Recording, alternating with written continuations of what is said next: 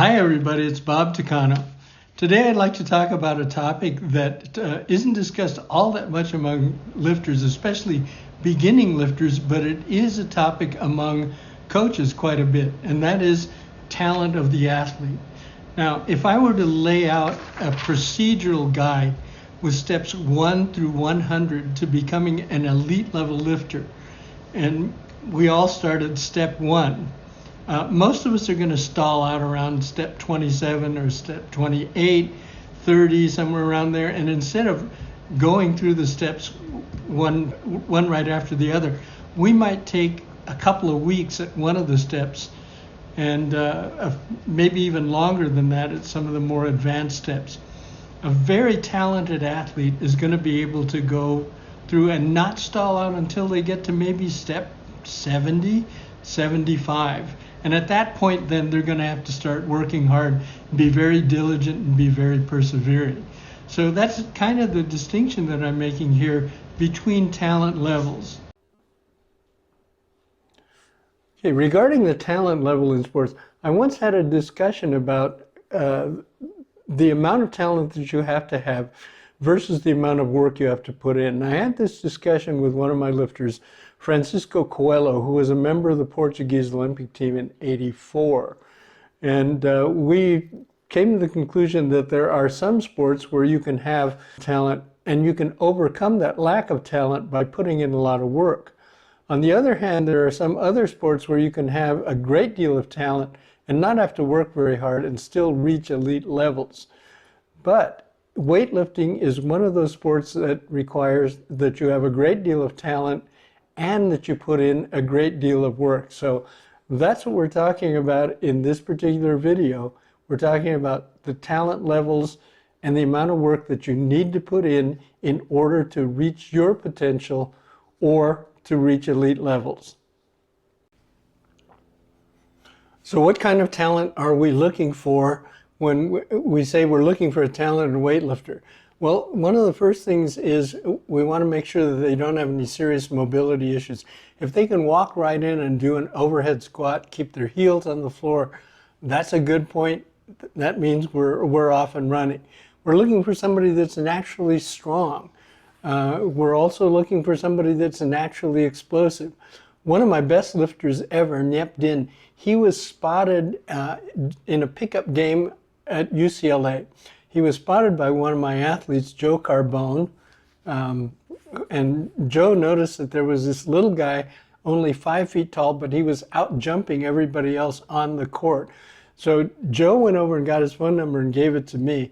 So I contacted Nyep, and he ended up going to a number of nationals.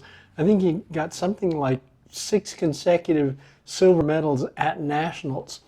So that explosiveness stood out to Joe, and that's what got him recommended to me. We're also looking for somebody with good mimicry skills.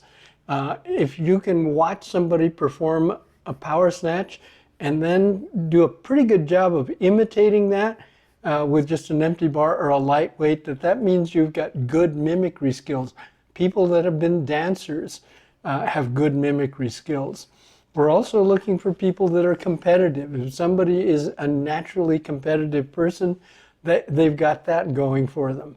We're also looking for athletes that are fairly intelligent, because some of the stuff that we ask them to do in the initial training may not make sense to them, but the bright ones can figure out how it's going to be helpful. It doesn't always make sense to them or to their parents, but if they can figure out why it's going to be helpful, that's a big plus. And then finally, we want somebody that's very energetic, but somebody that can control their energy.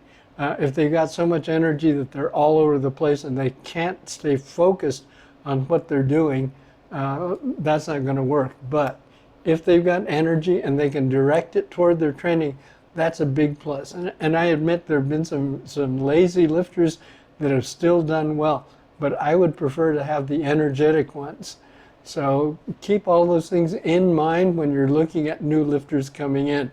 Now, for those of you that are looking for some assistance, some coaching, and you're a beginner and you don't know really how talented you are, the best bet may not be an elite athlete. And I know that there are athletes that have made international teams or done well at national level, and they're advertising that they can provide you with coaching. Now, here's the problem. You're asking somebody that went from 0 to 70 without having any problem along the way, and you're stuck at 27 or 34, and you're taking your time because you're having difficulties, and the person that you're asking, if it's an elite athlete, has no idea about how to get you through that.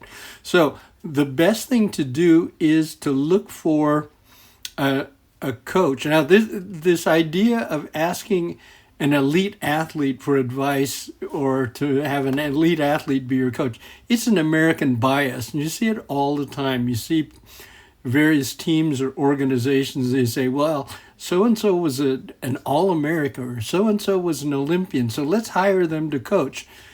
Performing a sport and coaching are two entirely different things. So you're better off trying to get a pretty good weightlifting coach to help you get through those initial steps to get you up to the level where your talent is a limiting factor. So what I'm suggesting to you is try to find a good weightlifting coach, and it doesn't make any difference whether that coach was an international caliber lifter or somebody who's just coaching a lot of beginners. Every weightlifting coach in the United States spends most of their time coaching beginners and intermediates, all right, because that's who's walking in the door. So what I'd like you to do is look for a coach, or what I'm recommending that you do is look for a coach who's been coaching for a few years, they don't have to have great success if they've had moderate success, because they're used to coaching people through steps 1 through 50, let's say. And they're pretty good at that. And that's pretty much where you are. So you want somebody that's an expert at those beginning and intermediate stages to help you develop to your full potential. The best situation is live coaching, where you've got a coach watching you lift and they can give you immediate feedback.